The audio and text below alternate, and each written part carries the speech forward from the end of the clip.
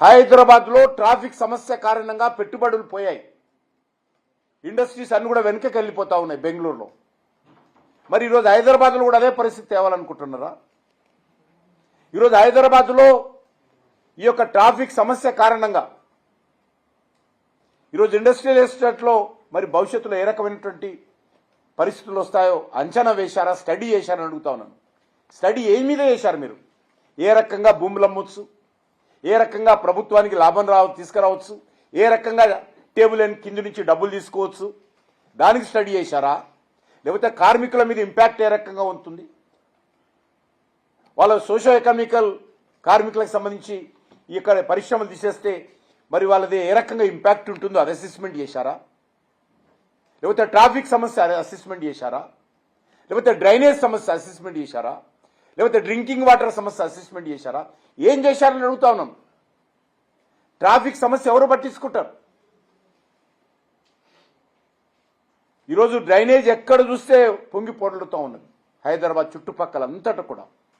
మరి ఈరోజు ఈ మల్టీపర్పస్ కమర్షియల్ జోన్స్ వస్తే ఇన్ని వేల ఎకరాలలో ఇన్ని లక్షల జోన్స్ వస్తాయి ఇండ్లు, మరి ఆ డ్రైనేజీకి సంబంధించినటువంటి ప్రత్యామ్నాయం లేకుండా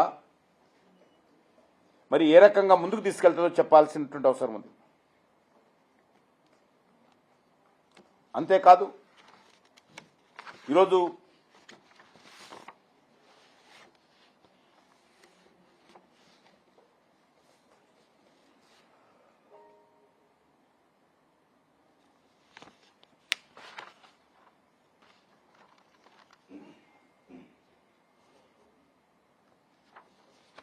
ఈ యొక్క పాలసీ ఏదైతే తీసుకొచ్చారో దీన్ని వెంటనే ఉపసంహరించుకోవాల్సిందిగా నేను ఈ సందర్భంగా డిమాండ్ చేస్తా ఉన్నాను.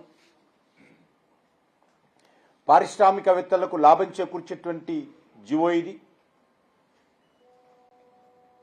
అక్కడ పనిచేస్తున్నటువంటి లక్షలాది మంది కార్మికులకు ఉపాధి కోల్పోయేటువంటి జీవో ఇది. హైదరాబాద్లో ట్రాఫిక్ సమస్య పెంచేటువంటి జీవో ఇది. హైదరాబాద్లో డ్రైనేజ్ సమస్య పెంచేటువంటి జీవో ఇది. ఇది రైతులకు ఒక న్యాయము, పారిశ్రామికవేత్తలకు ఒక న్యాయంగా ఉన్నటువంటి జీవో ఇది. కాబట్టి ఈ విషయంలో ప్రభుత్వము పునరాలోచన చేయాల్సిందిగా ఈ సందర్భంగా డిమాండ్ చేస్తా ఉన్నాను.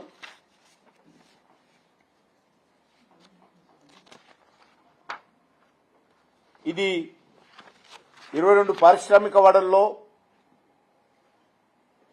భారీ స్థాయిలో ఇన్సైడర్ ట్రేడింగ్ జరగనుందని ప్రతి ఒక్క వ్యక్తి ఈరోజు భావిస్తా ఉన్నారు.